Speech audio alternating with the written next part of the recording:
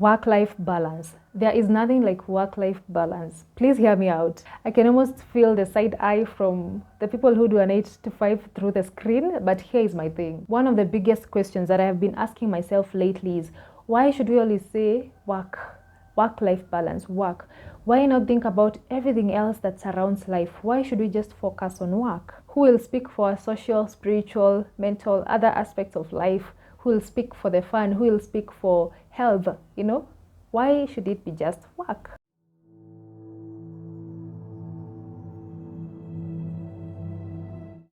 I mean, if you're talking about balance, let's balance life with everything that comes with it. I get it that we spend the better part of our day at work, but that can't just be everything life is all about. My greatest reference has always been the Bible, and I like how it depicts work-life balance in such a nice way. From the story of creation, God creates us to work. It's no wonder the land was not producing like crop until there was someone to till it, right? In another story, Jesus visits two sisters, Mary and Martha, M squared if you like.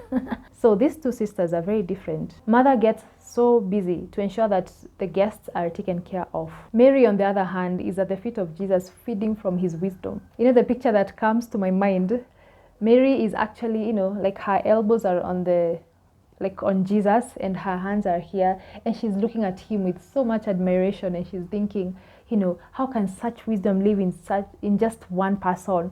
How is it possible? I could actually stay here for life. I could stay here and listen to this man for life. Well, my mind is exaggerating, but that's the picture that comes to my mind when I think of Mary and Martha. I see Martha on the other side looking over, feeling very sidelined and feeling like, why is Mary not lifting a finger to help? Why is it that I'm the only one who's taking care of guests? And she's going on and on. Probably it doesn't hit her immediately, and then maybe she starts to pass some passive aggression here and there until she can't take it no more. And she talks to Jesus and she's like, please tell her to come and assist. Why is it that I'm the only one who's doing donkey work? Why is it that I'm the only one who's working? How come she's enjoying? That's the current life that we are in. How come she's enjoying and I am not? I'm over here working. And the response that Jesus gives, I feel like it gives an you should know better kind of attitude. He probably takes a few seconds in silence to put his words together so that they come out nicely like he always does. And then he looks at her, not patronizing her, and then says, Mother, you're worried and upset about so many things, but only one thing is needed. Mary has chosen what is better, and it will not be taken away from her. What a response. My take, Mary was nourishing her spiritual and even her social life because she's feeding from Jesus' wisdom, and at the same time, Jesus would move with the disciples, right? There were so many surrounding him whenever he moved.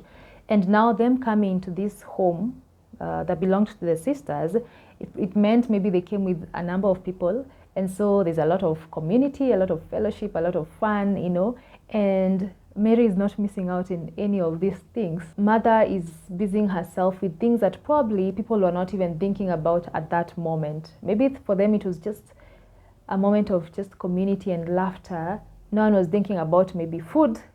It's a nice thing, but she was concerning herself with the wrong things at that time. I was introduced to the concept of the wheel of life, and what this is that it helps you to organize the different facets of your life and see the areas that you're paying attention to and those that are being neglected. Then now you get to make a better decision whether you need like a life coach to guide you on such things, how you can balance everything, so that you are holistic in everything you do. The wheel is categorized into 8 parts that deal with areas of your personal growth, finances, health, career, fun and recreation. It looks into your family and friends. It looks into your physical environment, and finally your academic life. When you look it up in the internet, some people have used different names for different things, but really those are the 8 areas that encompass the wheel of life. With that tool, you can actually do an assessment to see which area of your life you're focusing more on and which area is being neglected.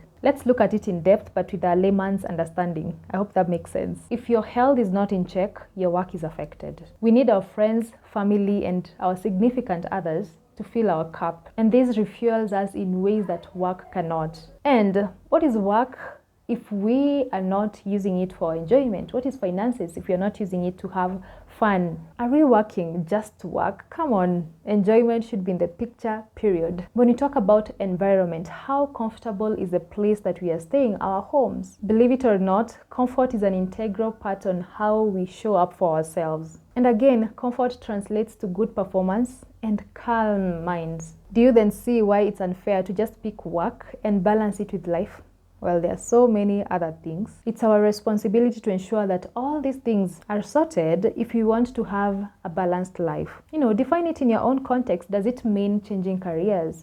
Does it mean moving to a different neighborhood? Does it mean working out? Does it mean checking on your diet? Does it mean focusing on your spiritual growth? You define it for yourself. Fortunately or unfortunately, these questions can only be answered by you because it's in your context. I encourage us to see possibilities even from the 9 to 5 employees. And I keep mentioning 9 to 5 because I know it can be a bit hard to balance everything. But imagine you can start with the small things, as small as using your lunch break or your work break to call someone that you've not talked to in a while. That builds your relationship. It could mean going for lunch with your partner in case you don't work far from each other, right? It could mean decorating your home or doing a home makeover, to increase the level of comfort. Honestly, there are so many ways to do it. It just starts with you seeing the possibilities, and the list is endless. I hope this video was helpful. Give it a thumbs up and see you in one of my other videos.